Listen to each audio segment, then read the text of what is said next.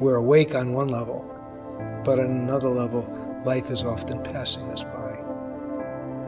All too often we talk about, in our common language, I missed it completely. I was just lost. I wasn't here for it. And sometimes that happens many times in the course of a day. Sometimes we look back and it's a decade later and we ask ourselves the question, where was I for my children's growing up?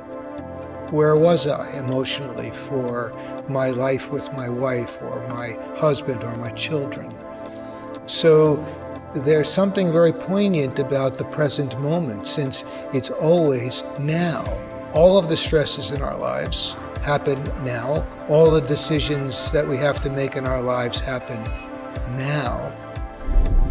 And yet often enough, we're living in the past, or we're living in the future, but the past is gone.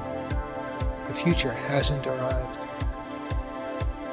But now is right here.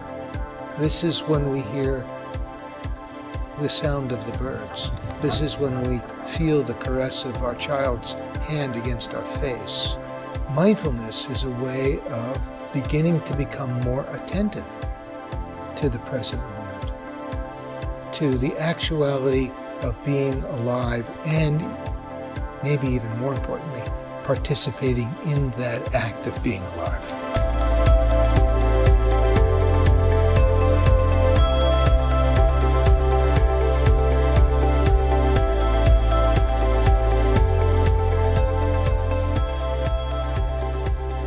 Mindfulness is the whole way of living. It's a way of being engaged, deeply connected, and tapping into inner resource that's always available. Mindfulness is the awareness that rises when we pay attention on purpose in the present moment, non-judgmentally. Can mindfulness help me be more concentrated and focused? Can mindfulness help me have more of a sense of mental stability, in the sense of, can the mind be more stable, more present, more focused, more directed? When we first wake up in the morning, it might be worth taking a few moments to stop while you're lying there in bed. Take a few breaths. Feel the breath in the body. Open the eyes. Notice the sounds around you, or the light streaming into the room, or the quality of the darkness if it's still dark out. Just those few moments are a way of grounding ourselves on purpose in this present moment. We're all going to be stressed. There's no doubt about it. Stress isn't a bad thing in and of itself. I think there's a real difference between stress and feeling what people often say is, I'm stressed out. Mark Twain said, my life has been filled with terrible tragedies, most of which never happened.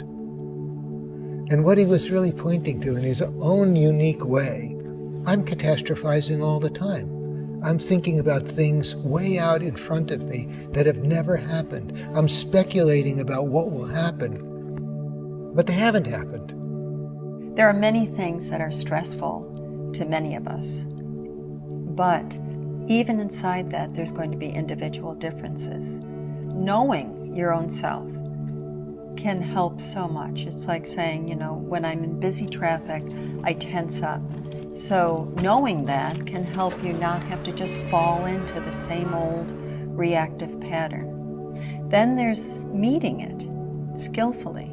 You might even say tools to meet stress, to meet tension in the body, to meet thinking that feels overwhelmed. That's one of the cues for me. If I hear my internal voice say, I'm overwhelmed, that's a time for me to really stop, to ground, to take a breath, to just get more space, sometimes step outside, shift for a moment if I'm indoors, see the sky, open to nature, a few breaths, and actually what that's doing neurologically is a rebalance. This term balance that comes with meditation or mindfulness, this is a very basic biological definition of where we come into greater restorative state. And it may be many times, many small times during the day that we meet this and we recalibrate. If you've ever stood on one foot to balance, you find that there's tiny little movements, these little rebalancing out of balance, rebalancing out of balance. So it's not some fixed, static state. It's very, very alive. When it's informed by awareness, when it's informed with mindfulness, we can more skillfully meet those moments of being out of balance. You might think of 3 qualities that are involved in mindfulness. One is attention, so choosing to be awake in each moment of being alive. Intention is the choice to do that, purposeful choice. And the other is attitude. And attitude is the kind of open curiosity that we bring to what we're aware of in the moment. The research has been suggesting that these practices can have a powerful and positive effect on health and well-being across a wide range of medical and psychological conditions. Medicine can do a great deal for us and to us. When you break your leg, you want somebody to do something to you. You want them to set that leg. You want them to do something for you. That's essential. And modern medicine has done a great deal for us that we need. Equally so, there's a lot we can do for ourselves in the domains of health and well-being. Nobody knows your body better than you. And we know as well that about 80 or 90% of our sort of ongoing illnesses are lifestyle related. They're related to behavior. Only we can do something about that. I don't think there's any doubt any longer that the human being, the person, is at the center of their own health and wellness. And that's what we mean when we talk about participatory medicine, is that you want to be a spectator, your health will pass you by.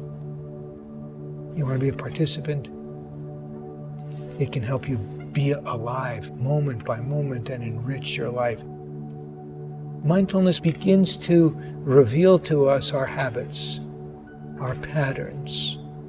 Mindfulness is a very good training ground for developing that kind of buoyancy, that kind of stability, that kind of capacity to catch ourselves when we're just moving off into our usual conditioned activities or habits or patterns and saying, wait a second, or we don't always catch ourselves. There's a redeeming quality to the recognition, I just did the same old thing again, because it means we now know it. And so our capacity not only to handle situations differently in the moment is important, but our capacity to, if you will, recover or notice when we've just gone down the same old road we've always gone down. So if we take those as learning moments, which is really a moment of mindfulness, when we're learning from it, because we know it. It's just not automatic any longer.